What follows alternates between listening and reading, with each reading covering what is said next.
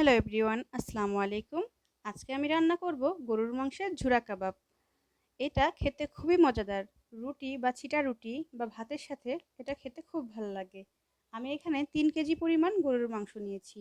সাথে নিয়েছি ১ টেবিল চামচ হলুদ, ১ টেবিল চামচ লবণ। এটা আমি ভালো করে সিদ্ধ করে নিব। মিনিমাম ৫ থেকে ৭টা সিজ দিব। তাহলে এটা একদম ঝরঝরে হয়ে যাবে। এই মাংসগুলো সিদ্ধ হয়ে এই পর্যায়ে চলে এসেছে, একদম তুলতুলে নরম হয়ে গেছে। আমি পাশের কড়াতে দিয়ে দিচ্ছি বেশ কিছুটা পেঁয়াজটা ভালো করে ভেজে নিব। এখন দিয়ে দিচ্ছি কিছুটা সরিষার তেলটা আমি খুব কম পরিমাণে নিচ্ছি, কারণ হচ্ছে গোশে অনেক তেল বের হয়েছে। আমি কিছুটা তেল মিনিমাম হচ্ছে আধা কেজির মতো হবে তেল উঠায় ফেলাই দিছি, উপরে যে তেলগুলো ছিল, কারণ এতটা তেল শরীরের জন্য খুবই অস্বাস্থ্যকর। আমার শুভাকাঙ্ক্ষীগুলা পছন্দ করে না আমি তেল বেশি খাই, তাই সবসময় আমাকে বলে তেল কম খেতে। তাই আমি এখনও চেষ্টা করি সবসময় তেল কম খেতে।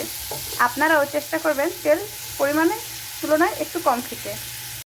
এখন আমি দিয়ে দিচ্ছি বেশ ভর্তি করে আদা, প্রায় ১.৫ টেবিল চামচ। এরপরে দিয়ে দিচ্ছি রসুন পেস্ট ২ টেবিল চামচ। এরপরে দিয়ে দেব ১ টেবিল চামচ হলুদ, ১ টেবিল চামচ ধনিয়া এবং ১.৫ টেবিল চামচ মরিচের গুঁড়ি।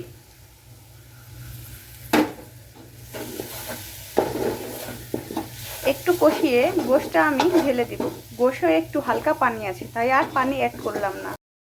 এরপরে দিয়ে দেব বেশ ভর্তি করে ১ টেবিল চামচ গরম মশলা পাউডার। একটু কষিয়ে নেওয়ার জন্য গোশ থেকে আমি দিয়ে দিয়েছি একটু পানি।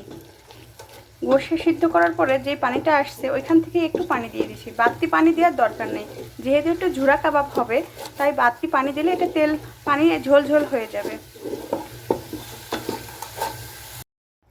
এবার দিয়ে দিয়েছি গোশ। দেখেন ভিউয়ার্স, এমনিতে এখানে বেশ কিছুটা পানি, এটা আর গোশটা অনেক সিদ্ধ হয়ে গেছে।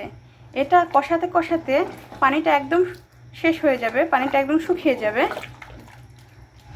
আর গোশটা একদম ঝুরঝুরে ভাজা ভাজা হয়ে যাবে। এটা চিড়ার রুটি বা চালের রুটি বা এমনি আটার রুটি দিয়ে খেতে অনেক মজা হয়। আমি আজকে চেষ্টা করব ছিটা রুটি বানাতে। এখন দিয়ে দিচ্ছি কিছুটা এলাচি বাটা। দারচিনিটা আমি আগেই দিয়ে দিয়েছি। সিদ্ধ করার সময় আমি লবণ আগেই দিয়ে দিয়েছিলাম, কিন্তু কিছুটা কম আছে, তাই আবার লবণ দিয়ে দিলাম। এখানে আমি পোলার চাল ভিজিয়ে গুঁড়া করে নিয়েছি। এর সাথে দিয়ে দিলাম লবণ আর কিছুটা নারকেল কোড়া। নারকেল কোড়াটা যখন মুখে পড়বে অসাধারণ একটা স্বাদ এবং ভালো লাগা থাকে।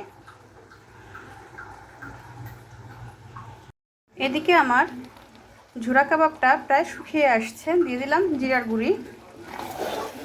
প্যানে টিস্যুর সাথে একটু তেল নিয়ে মুছে নিতে হবে।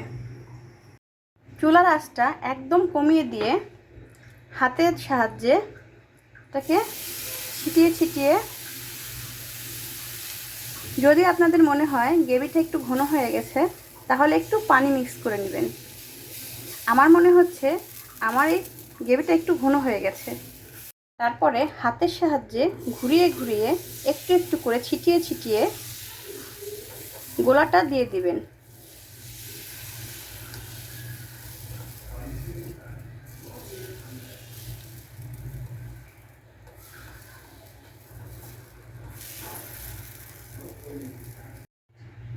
দেখবেন যখন হয়ে যাবে একা একাই ফ্রাই প্যান থেকে উঠে যাবে, বা যদি কড়াই থাকে কড়া থেকে উঠে যাবে।